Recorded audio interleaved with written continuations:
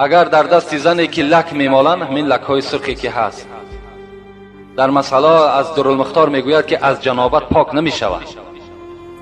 زنی که اگر در دستش لک میمالد، لک همین خیلی قابلیتی دارد که آب بر خودش ره نمیده. مادامی که آب که به خودش ره نداد، کلی بدنش شستن در غسل جنابت فرض است.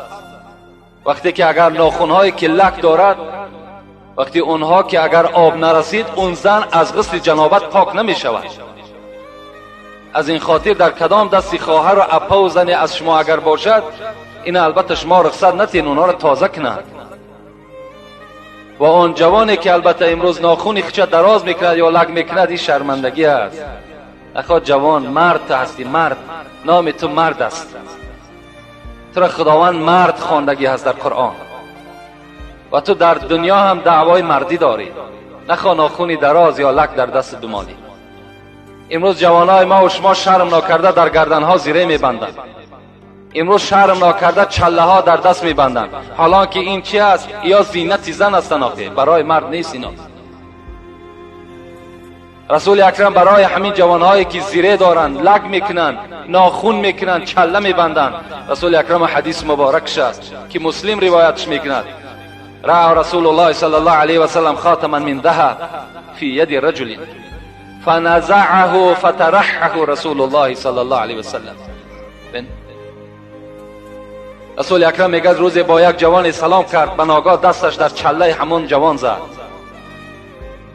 در حال میگه چهره پیغمبر خدا متغیر شد، تغییر یافت و از دست همون جوان میگه چله را کشیدن، فنزعه فترحه، پرتافتنش.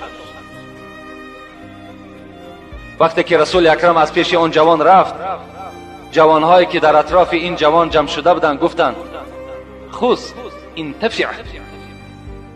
رسول اکرم رفت گفت: گیر از زمین بردارش، در جان خودت استفادهش کن. این جوان چی گفت؟ والله لا آخذوه ما طرح رسول الله صلی الله علیه و سلم. قسم بر آن ذاتی که جان من در دست اوست، این جوان گفت آن چیزی را که پیغمبر خدا از دست من دور کرده است، من اون را دیگر باره نمیگیرم. ما نمیگیم که او را پرتاش، بلکه برده در خانه بگذارش.